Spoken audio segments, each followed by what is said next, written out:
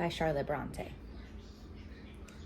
Life, believe, is not a dream, so dark as sages say. Oft a little morning rain foretells a pleasant day. Sometimes there are clouds of gloom, but these are transient all. If the shower will make the roses bloom, oh, why lament its fall? Rapidly, merrily, life's sunny hours flit by. Gratefully, cheerily, enjoy them as they fly. What though death at times steps in and calls our best away? What though sorrow seems to win over hope a heavy sway? Yet hope again elastic springs.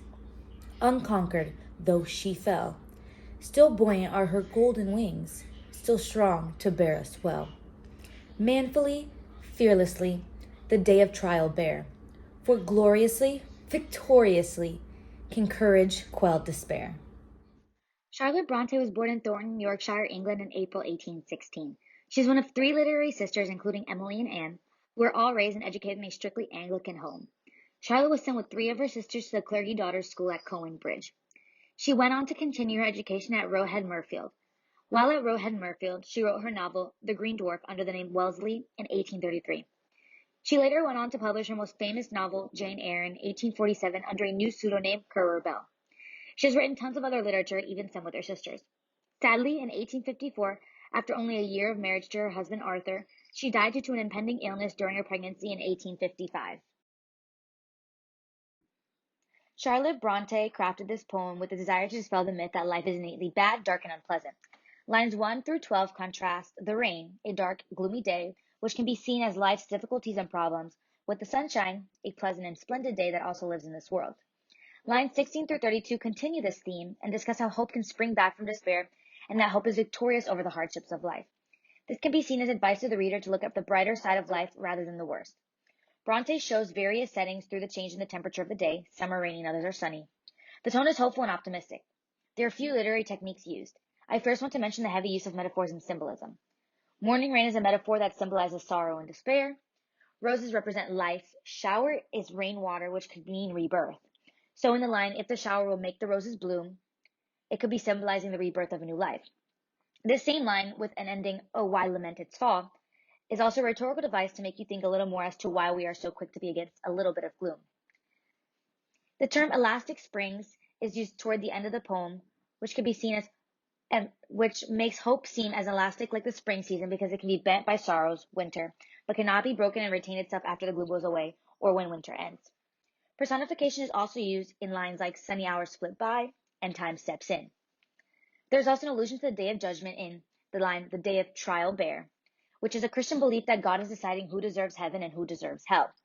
The poem says how Bronte will be gloriously and victoriously on that day, which could, to me, seems like she'll overcome that day.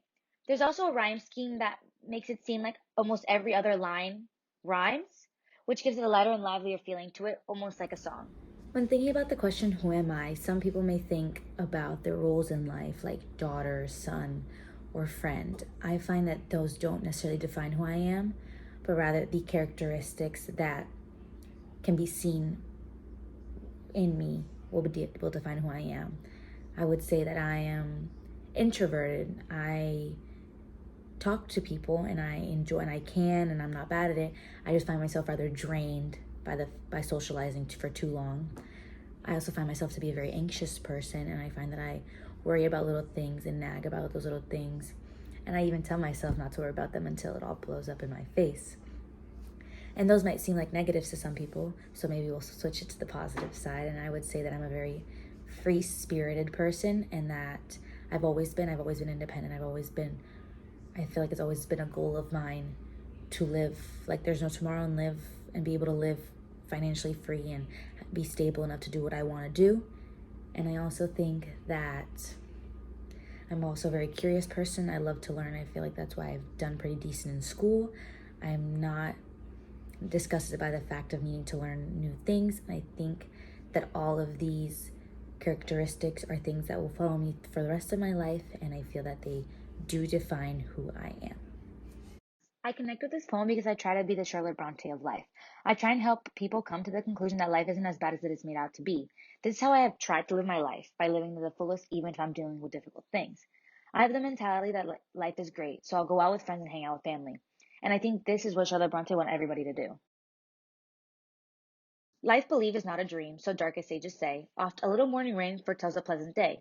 Sometimes there are clouds of gloom, but these are transient all. If the shower will make the roses bloom, oh why lament its fall? Rapidly, merrily, life's sunny hours flit by. Gratefully, cheerily, enjoy them as they fly. What though death at times steps in, and calls our best away? What though sorrow seems to win, or hope a heavy sway? Yet hope again elastic springs, unconquered though she fell. Still buoyant are her golden wings, still strong to bear us well.